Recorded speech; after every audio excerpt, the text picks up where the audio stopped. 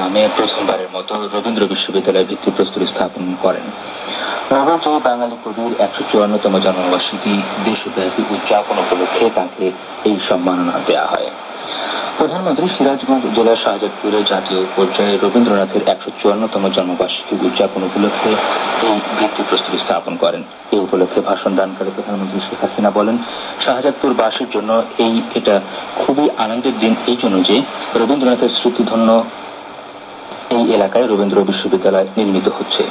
এই বিশ্ববিদ্যালয় উচ্চশিক্ষার জন্য সিরাজগঞ্জ জেলাবাসীর দীর্ঘদিনের কাঙ্ক্ষিত দাবি পূরণ করবে বলে উল্লেখ করে শেখ হাসিনা বলেন, এই বিশ্ববিদ্যালয় এই অঞ্চলে উচ্চশিক্ষা বিস্তারে খুবই গুরুত্বপূর্ণ ভূমিকা পালন করবে।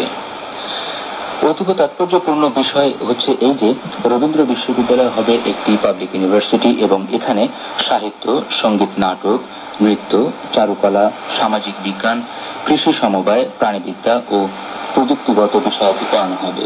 পাশাপাশি রবীন্দ্রনাথের উপর গবেষণা ও অধ্যয়ন চলবে, অর্থাৎ বিশ্ববিদ্যালয়টি পরিচালিত হবে রাষ্ট্রীয় পৃষ্ঠপোষকতায়। শেখ হাসিনা বলেন, এই তল্লাটির মানুষের সঙ্গে রবীন্দ্রনাথের ছিল খুবই তাৎপর্যপূর্ণ এবং যোগ্যতাপূর্ণ সম্পর্ক। জমিদারি তত্ত্বাবধান করার জন্য শাহজাদপুর, নওগাঁর পথুসর এবং কুষ্টিয়া শিলাইদহে তার জীবনের খুবই বিশেষ সময় কাটিয়েছেন তিনি। এই সময় তিনি তদানীন্তন পূর্ববঙ্গের মানুষের দুঃখ বেদনার কারণ গভীরভাবে অনুধাবনের চেষ্টা করেন।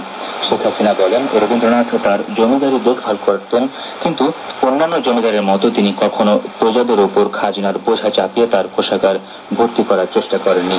শেখ হাসিনা বলেন, রবীন্দ্রনাথ বুঝতে পেরেছিলেন যে কৃষি আধুনিকায়ন ছাড়া বাংলার মানুষের জীবনযাত্রার মান উন্নয়ন সম্ভব নয়।